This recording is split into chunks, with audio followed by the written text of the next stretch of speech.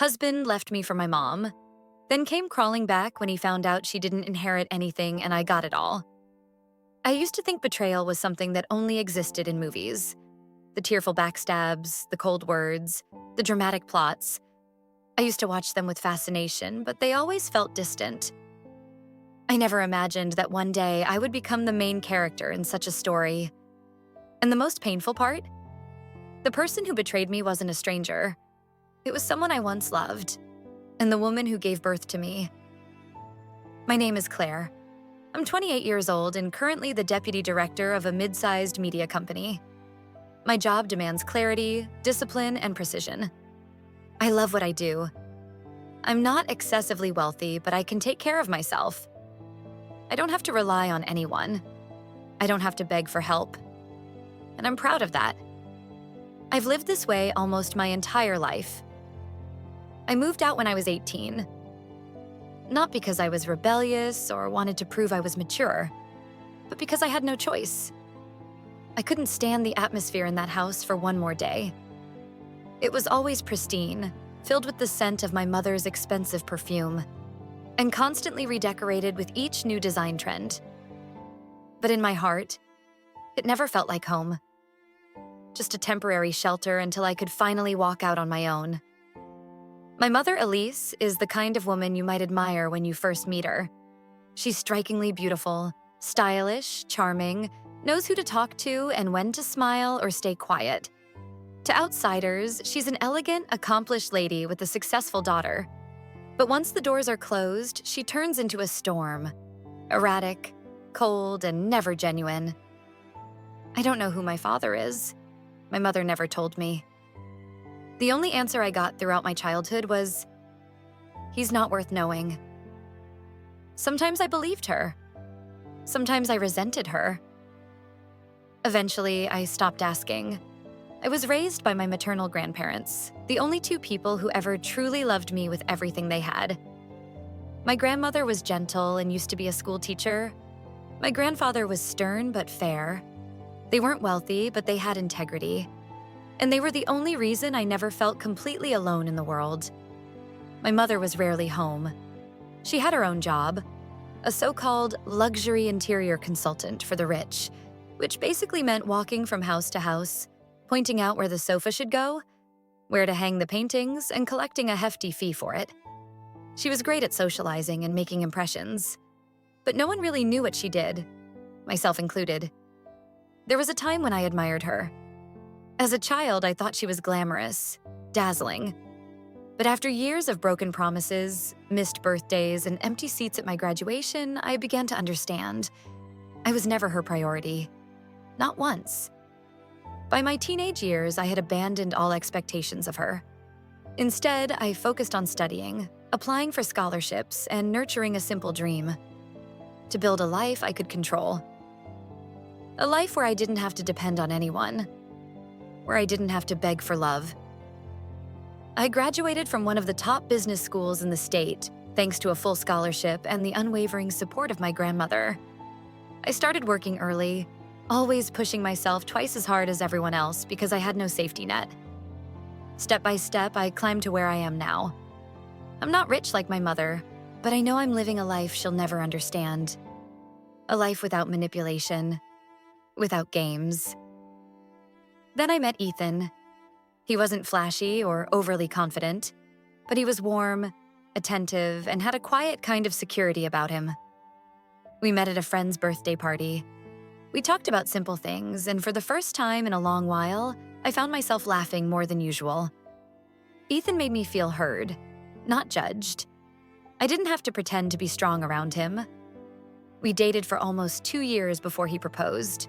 It wasn't cinematic, but it was sincere and clear. I didn't hesitate. I believed in him. I thought after all the damage I'd endured in my childhood, I had finally found someone who would stand by me. The first few years of marriage were peaceful. Ethan didn't earn as much as I did, but I never made that an issue. He was the head of sales at a small firm, and it was enough for a comfortable life. I tried to keep our relationship balanced. I didn't want him to feel inferior. I'd seen too many relationships crumble because of ego and comparison. My mother remained the same.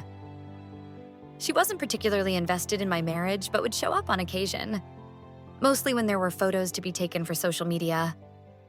Ethan once jokingly said my mother looked so young she could be mistaken for my sister. I laughed it off. I thought all men said silly things like that sometimes. Little did I know those jokes would turn out to be warnings for something far worse. My life began to crack. Just a little at first. Ethan started coming home late more often. He said there were new projects at work. I believed him. Nothing about his behavior was overly suspicious. He still came home, still helped me cook, still kissed my forehead every morning. Maybe it was the normalcy that blinded me. Then everything collapsed. One evening, after a 3-day business trip, I came home to find Ethan waiting for me on the couch. His face looked more serious than usual. I assumed he was about to confess something minor. Maybe a financial issue? Or a problem with his family? But no. Ethan looked at me and said he wanted a divorce. I froze. Not because I'd never considered that marriages could fail, but because of the reason he gave. He said he was in love with my mother. I let out a dry laugh. Hollow, emotionless. I thought he was joking. I waited for the smirk, the awkward correction, the sheepish grin. But he just stared at me, silent. And that's when I knew. He was serious. He told me they had started talking months ago after my mother accidentally texted him asking how to connect her Bluetooth headphones. The conversations turned into meetups. Then things escalated. He said they hadn't meant for it to go far, but feelings are hard to control. I can't remember how I sat through the rest of that story. I only remember the tightness in my throat, the way my chest felt like it was being crushed. I didn't scream. I didn't throw things. I just stood up, grabbed my coat, and told him to get out. That night, Ethan didn't argue. He didn't apologize. He left quietly, maybe because he already had somewhere to go. My mother's house. That night, I sat alone in our apartment. I didn't turn on the lights. I didn't eat. I poured myself glass after glass of wine, trying to drown out the hollowness growing inside me. I don't know how long I cried. I only know that around 4 a.m., I picked up my phone and texted my mother. I don't remember everything I texted my mother that night, but I remember very clearly how I felt when I hit send. It was a strange mix of surrender and unbearable pain. I didn't want to stay composed anymore. I didn't try to be polite, didn't try to soften my words. I called her a traitor. A terrible mother, the one shame I could never erase from my life, no matter how hard I tried. I told her, if Ethan had left me for another woman, I would have been heartbroken. But the fact that it was her, my own mother, that was the deepest cut of all. I even wrote, you can have him, keep your cheap little victory, but don't ever expect me to see you as a human being again. I didn't expect her to reply, but she did. A long message. And in it, there wasn't a single apology. Not even once. She said I was immature, selfish, that I didn't know how to keep a husband and had brought it all upon myself. And then she ended with something that sent a chill down my spine. Well, it's about time I started living for myself. You'll always just be a faded shadow of me. I threw my phone across the room. I couldn't take another word from that woman. All my life, she had treated me like competition, not her daughter. A small, insignificant rival, never worthy of the spotlight she thought she alone deserved. The next morning, I contacted my lawyer. I didn't want to delay another minute. Ethan had made his choice, and I refused to be the forgotten name in this sick 3-person relationship. My attorney, Marianne, was a woman in her 40s, sharp and no nonsense. She didn't look surprised when I told her everything. Maybe she'd seen worse. But she stared at me for a long moment and then asked, do you still love him? I stayed silent. I didn't know. I didn't think love could die that fast. But it had been crushed, trampled, turned into something small and filthy. I didn't want that love anymore. whether it was still alive or not. All I said was, I can't forgive him. And so, we began the divorce process. Ethan never reached out. Not a single apology. He vanished from my life as if he had never existed.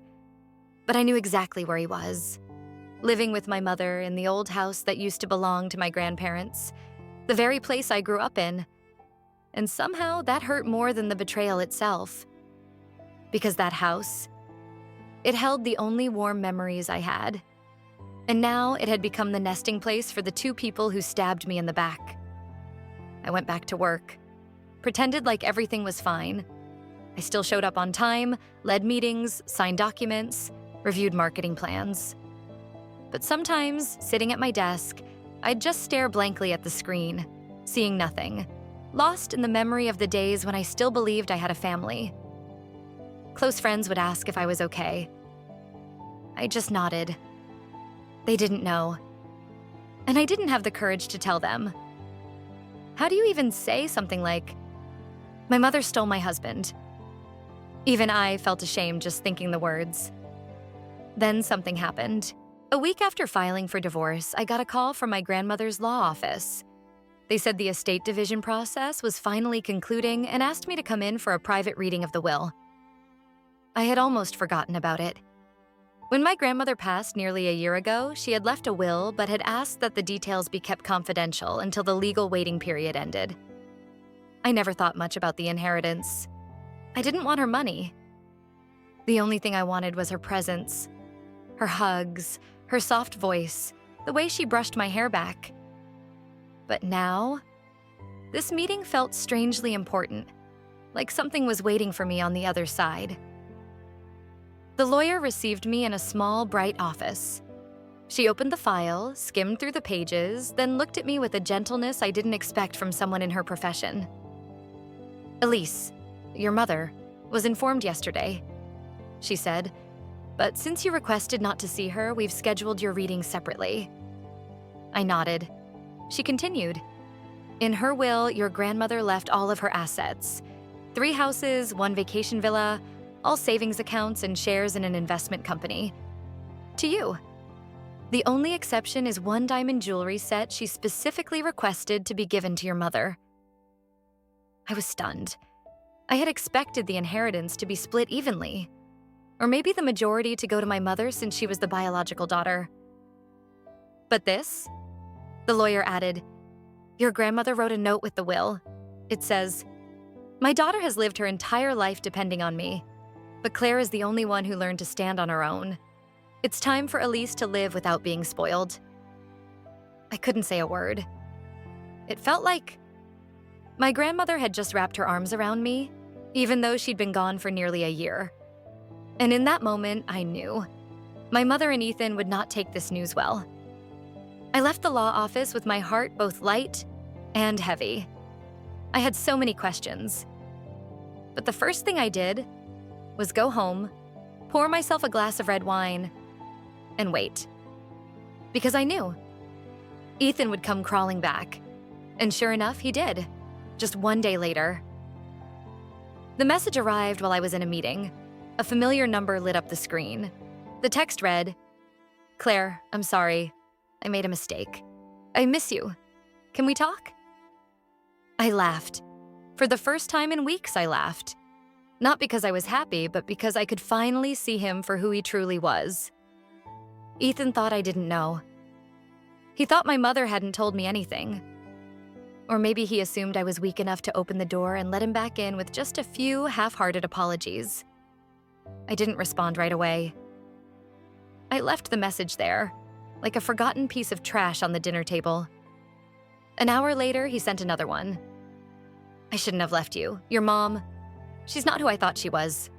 I don't love her. I love you." Same old voice. Same manipulative tone I once fell for. But not anymore. I replied with one emoji, a clown. Then I blocked his number. After that, I took a screenshot of the messages and sent it to my mother's number, with 3 clown emojis, no caption, no explanation. Then I turned off my phone, shut everything down, and opened Netflix. That night, I slept peacefully, for the first time in over a month.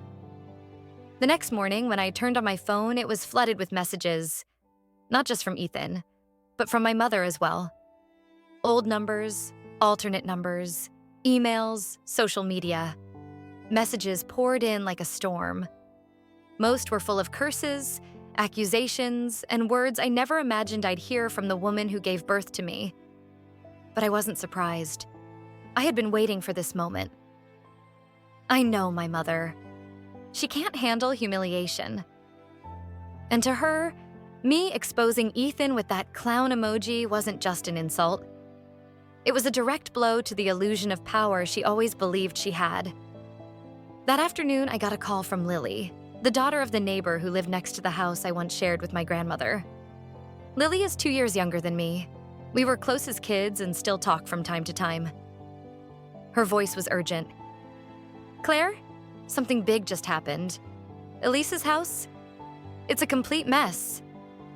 I asked what she meant. Lily sighed.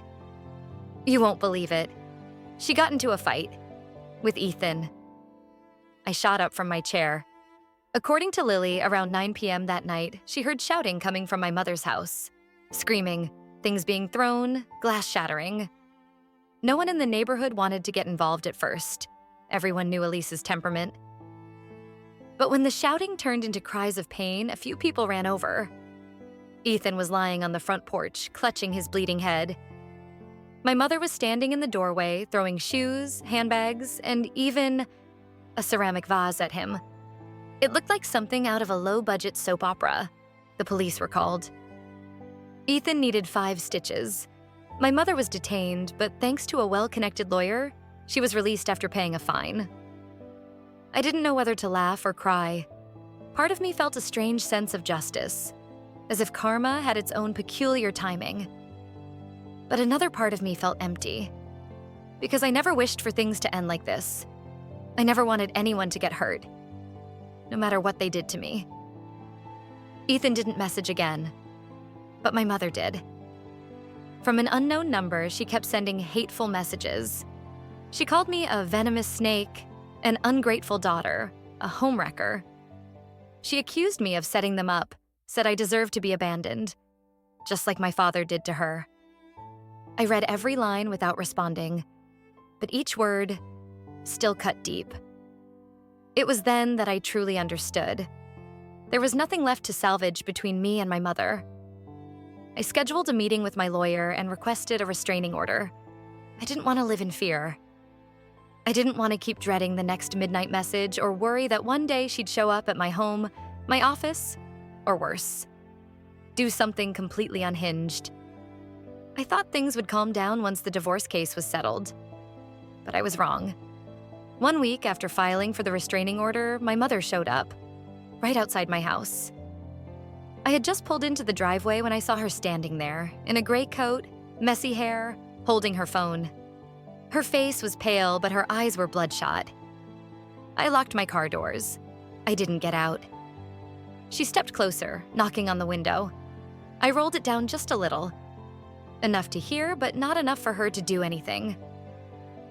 "I just want to talk," she said, her voice trembling. But I didn't believe that tremble. I stayed silent. She continued, speaking faster now, as if afraid I might drive off. "I want half of the inheritance. I deserve it. She was my mother, too. Don't you think it's unfair?" I looked her straight in the eyes. For the first time, without fear, without hesitation. "Number, you've already taken enough. From her and from me." Then I picked up my phone and dialed 911, without blinking. She screamed, "What the hell are you doing?" And just as I ended the call, she kicked the side of my car, hard, leaving a large dent in the passenger door.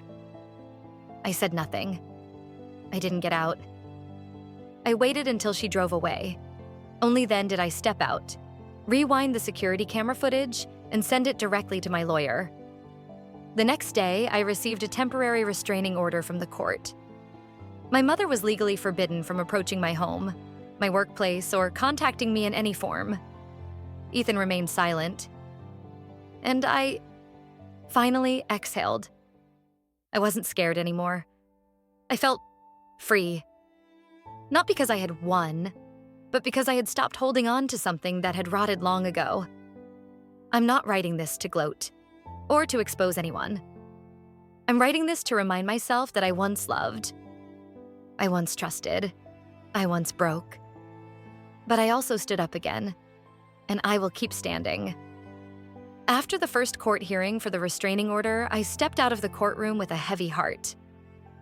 Not because I felt guilty, and not exactly relieved either. I was just tired.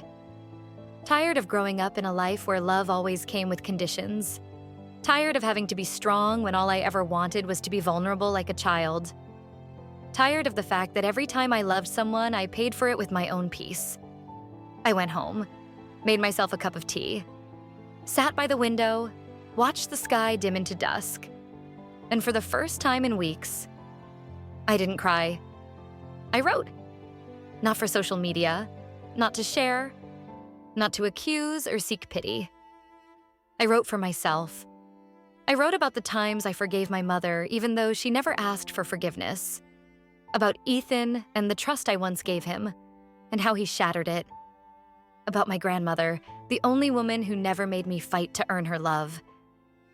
The words flowed out like blood from an old, suffocated wound. And I knew. This was how I would start healing. In the days that followed, I requested a 3-week leave from work. At first, the company hesitated. I held an executive role after all.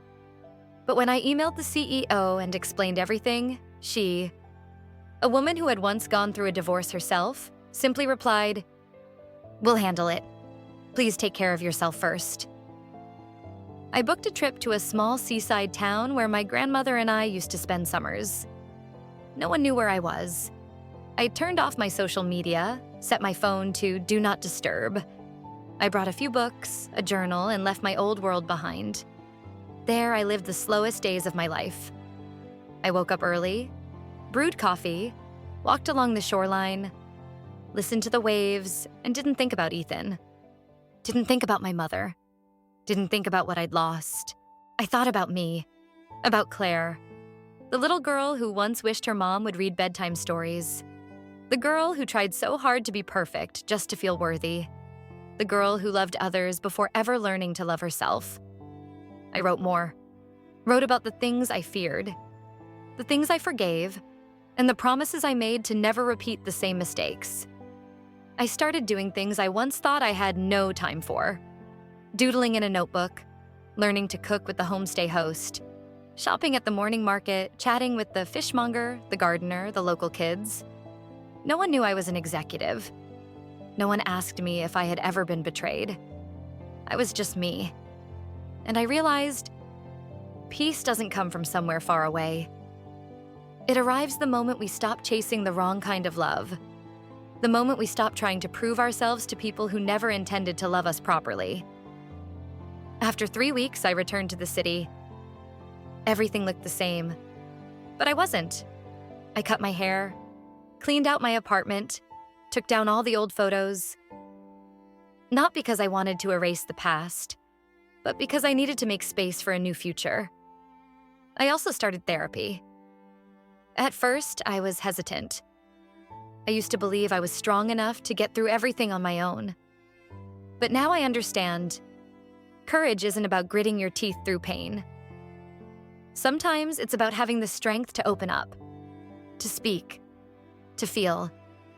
My therapist was the first person to ask me, if 8-year-old Claire were sitting in front of you right now, what would you say to her? I broke down the moment I heard that question. I imagined going back in time, kneeling beside my younger self, holding her tightly and whispering, "You don't have to be better to be loved. You are already enough." That session changed everything. I slowly learned how to forgive. Not my mother or Ethan, but myself. Forgive myself for staying too long in a broken marriage. Forgive myself for longing for love from someone who could never give it. Forgive myself for ever believing I deserved to be abandoned. I no longer wanted revenge. I didn't care for updates about them anymore. Eventually, my mother was legally barred from contacting me, and all of her attempts to reach out were shut down by the law. Ethan tried to reach me a few times through email. Apologies, complaints, begging to come back. I didn't open them. I forwarded everything to my lawyer. We're in the middle of divorce negotiations. There are some shared assets to divide, and Ethan is starting to show his true colors, saying I'm unfair, claiming he doesn't deserve to be treated like a criminal. I didn't respond. I let my lawyer handle everything. And if there's one thing I've learned from all this, it's this. Strength doesn't always come from saying more. Sometimes silence is the clearest way to draw the final line. I signed the divorce papers on a quiet autumn afternoon. There were no tears, no anger, just a long, steady breath, like I had finally laid down a boulder I'd been carrying on my back for far too long. My lawyer smiled, shook my hand, and said, "Congratulations. You've just reclaimed your life." I didn't respond. I just smiled. A real smile. Not forced, not bitter. Just a quiet acknowledgement to myself. I survived. Ethan didn't show up for the signing. He gave power of attorney to his lawyer. That was fine. I didn't think I had anything left to say to him. Everything that needed to be said had already spilled into journal pages, into sleepless nights where I lay curled up on the floor, hugging a pillow and holding my shattered heart. I didn't need a final argument or a half-hearted apology. As for my mother, she disappeared from my life the moment the restraining order was enforced. I heard through the grapevine that she was trying to sell the diamond jewelry set my grandmother had left her. I also heard Ethan had moved out of the old house and relocated somewhere far away. I didn't check. I didn't care. I used to think I had to forgive them in order to find peace. But then I realized I didn't need to forgive anyone. I just needed to let go. Let go of expectations. Let go of pain. Let go of the things that no longer belonged to me. I returned to work. My closest colleagues gently patted my shoulder without saying a word. They understood. And I was grateful. I threw myself into projects again. But not to run away from my past. This time, I was building something for my future. I started doing new things. Attending weekend yoga classes, writing anonymously about my experiences, studying a bit of psychology. Not because I was trying to reinvent myself, but because I finally realized I deserve a full life, not just financially. Emotionally, one evening after a meditation class, I was walking home when I paused in front of a small bakery. Warm light glowed through the window. A little girl sat inside, scribbling on a piece of paper, talking excitedly about how her mom was baking in the kitchen. I stood there for a while, watching her. And I smiled. Not because I was envious, but because I felt hope. Hope that little girls like her will grow up with a different kind of beginning, a different kind of family, a different kind of mother, and if I ever have a child someday, I want to be that gentle presence for them, that safe place. I used to be afraid I'd never know how to be a good mother, because I was never raised by one. But now I understand. We are not defined by our past. We get to choose differently. And I chose differently. I chose to become the kind of woman I once wished had raised me. 1 year after the divorce, I hosted a small party at home. Nothing fancy. No birthdays, no anniversaries, just a beautiful day. And I wanted to eat cake, play music, and laugh out loud. When most of the guests had gone, Lily, my childhood neighbor, stayed behind to help clean up. She poured me one last glass of wine and said, "You're really okay now, aren't you?" I nodded. No explanation needed. She raised her glass, tapped it gently against mine. "I remember the day you thought you'd never get through this. But you did. I'm proud of you." I looked at her, and then at my reflection in the mirror behind her. My hair was a little longer. My eyes no longer lost. I stood taller, stronger. I was no longer the girl frozen in her living room, hearing her husband confess to sleeping with her mother. I was me, the version who had walked through hell and kept walking. I raised my glass. We all have chapters we wish we could forget. But if we must live with them, then at least let them be what helps us grow. I don't know who's listening to this story. Maybe you're going through something similar. Maybe you've loved the wrong person, trusted the wrong family member. Maybe you think your life is too broken to be put back together. But if there's one thing I want you to know, it's this: you are not alone. And more importantly, you don't need them to be whole. I used to think I needed my mother's love to feel complete, that Ethan had to come back for me to feel healed. But the truth is, I still live, I still love, I still laugh, even without them. I rewrote my own story, page by page, chapter by chapter. Not perfect, not neat, but real, and mine. If you're stuck in a dark chapter of your life, I hope you'll hold on, because the next one, just maybe, might be where the light finally finds you. And if you ever need a place to feel understood, to hear stories that remind you you're not alone, remember her side of the story. Here, we tell the stories from the voices of those who were broken, but brave enough to rise again. Because your voice deserves to be heard. Your story deserves to be told. And you, yes, you, deserve a better ending.